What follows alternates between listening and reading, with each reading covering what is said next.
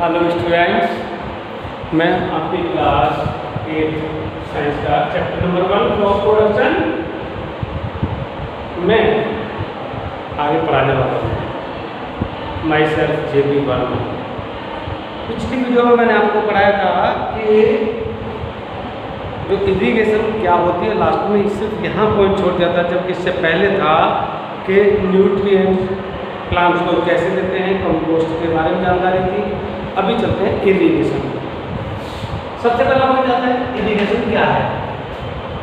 The process of supplying water to crop of plants in the field के अंदर crop of plants को water की supply करना at different intervals, अलग अलग समय पर। क्रॉप फील्ड में अलग अलग समय पर वाटर की सप्लाई करना is called irrigation. The process of supplying water to crop plants in the field at different intervals is called irrigation. अलग अलग इंटरवल्स पर प्लांट्स की जरूरत के हिसाब से उसमें वाटर की सप्लाई करना, that is called irrigation. Now point of है sources of irrigation in India. India में इरिगेशन के लिए कौन कौन से सोर्स है हमारे पास? तो इंडिया में मेनली हमारे पास जो पानी मिलता है वो कहाँ से मिलता है, हम कहाँ से लेते हैं, दैट इज कॉल्ड सोर्सेज। और सोर्सेज के ऊपर सबसे पहले बात करते हैं कि इंडिया में रिवर्स हैं,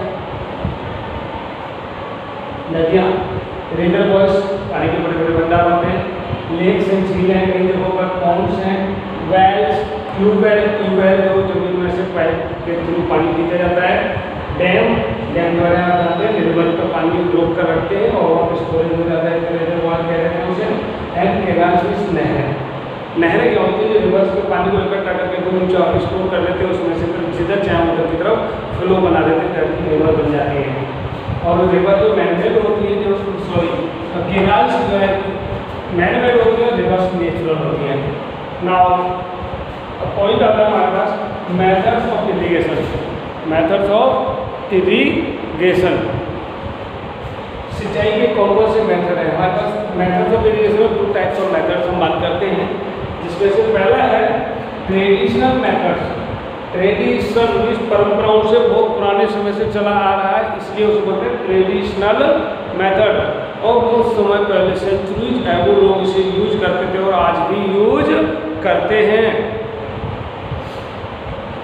लेकिन अब क्योंकि पानी का लेवल नीचे चला गया, तो प्रेजेंट में बात करें, जब प्रेजेंट अभी की बात करें तो लेवल इतना नीचे चला गया कि हमारे रिसोर्स से पानी ही नहीं मिलता है। तो फिर हमने क्या किया, नए मेथड्स का यूज करना शुरू किया। नए मेथड कौन से हैं वो अभी आगे बताएंगे।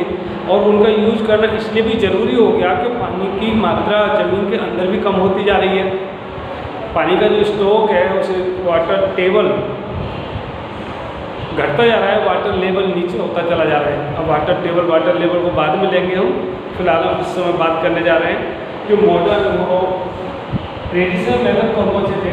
The methods of irrigation have been used in centuries ago, शताब्दियों पहले सेंचुरीज एगो से यूज किए गए थे, are called traditional methods of irrigation. उनको ट्रेडिशनल मेथड पहले से चले आने लोग जैसे यूज करते हैं वैसे ही। और ये 3 methods are mainly used to lift water from reservoirs, canals, rivers, lakes, etc। ये जो ट्रेडिशनल मेथड थे, इनका मेन तरीका था कि पानी का जो सोर्स है, लेक, पॉन्ड हो, रिवर हो, कहीं भी हो, पानी जा रहा है, वहाँ से लिफ्ट ऊपर उठा करके पंप से, हाथ से, किसी भी तरीके से पानी को उठाकर फील्ड तक पहुँचाना, उठाकर पलटना।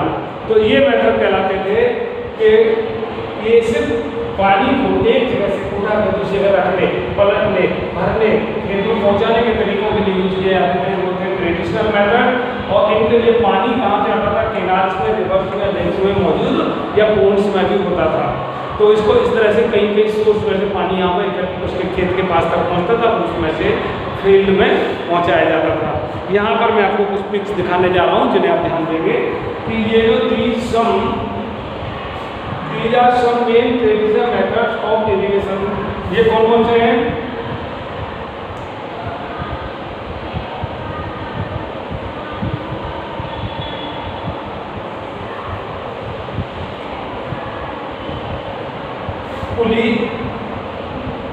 सिस्टम, पुली को बोलते हैं मोट, chain pump, lever system, lever को हेड को बोला जाता है, और ढेकली ETC। इस तरह के मेथड्स हैं।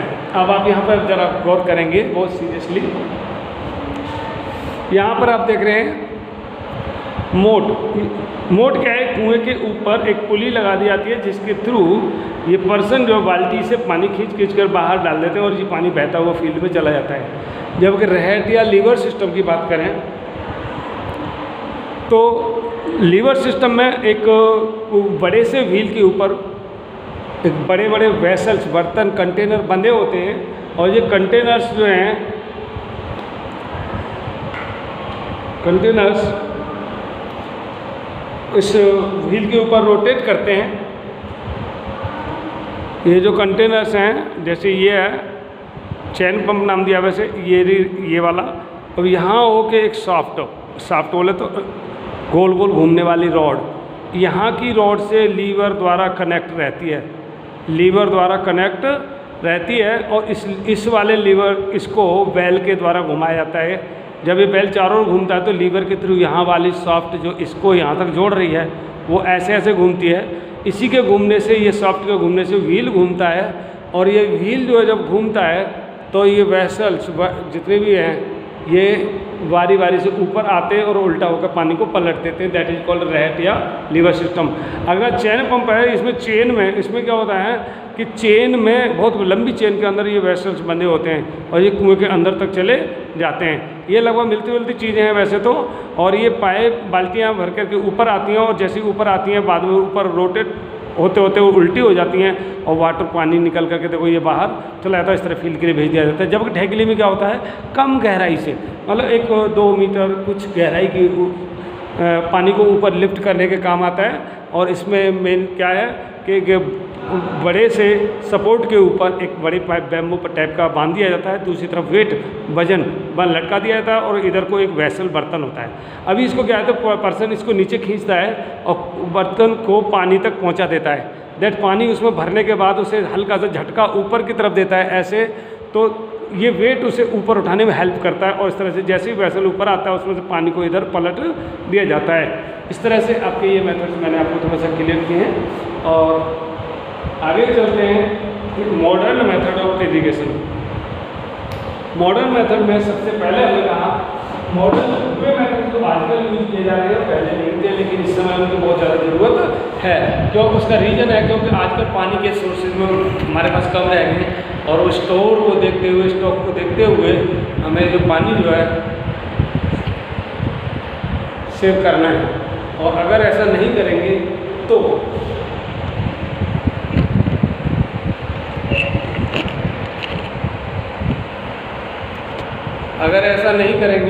तो पानी की कमी रह जाएगी और पानी हमें पूरा मात्रा में नहीं मिलेगा, और इस तरह से प्लांट्स को भी नहीं दे पाएंगे, हमारी ज़रूरतें भी पूरी नहीं हो पाएंगी।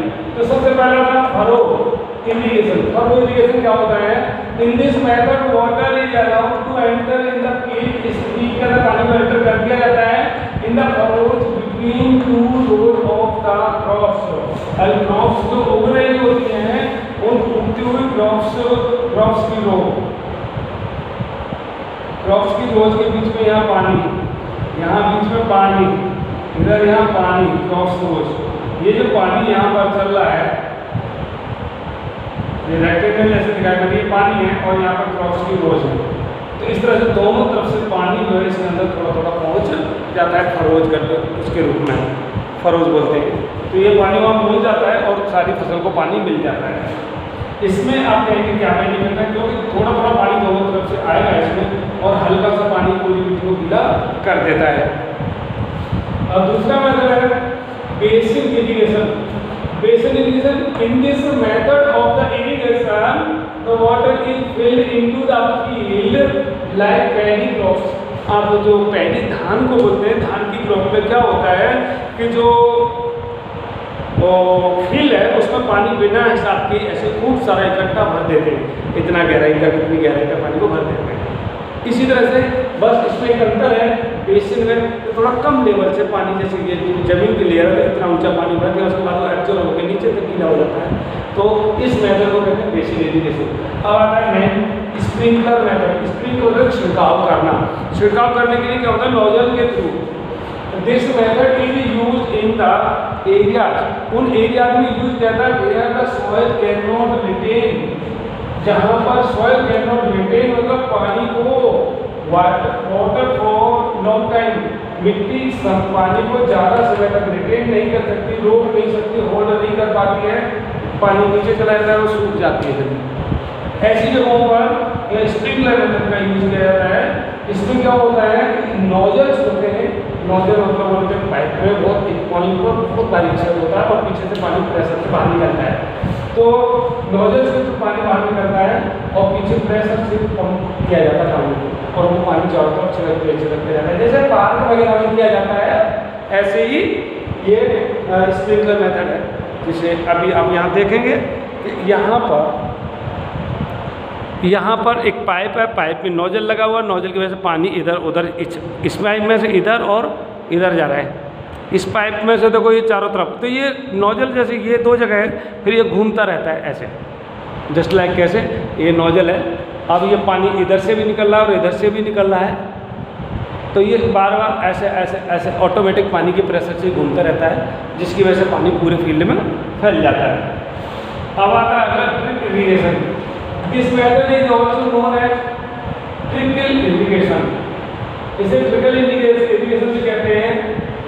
इन this method the water is supplied through pipe, इस मेथड में पानी पाइप के थ्रू सप्लाई किया जाता है। Very tiny holes are made in the pipe, pipe के अंदर बहुत छोटे छोटे छेद बनाए जाते हैं। These pipes leave water directly near the roots, और ये पानी को रूट्स के बिल्कुल पास में छोड़ देते हैं। जैसे अब यहाँ पर मैं बताता हूँ आपको कि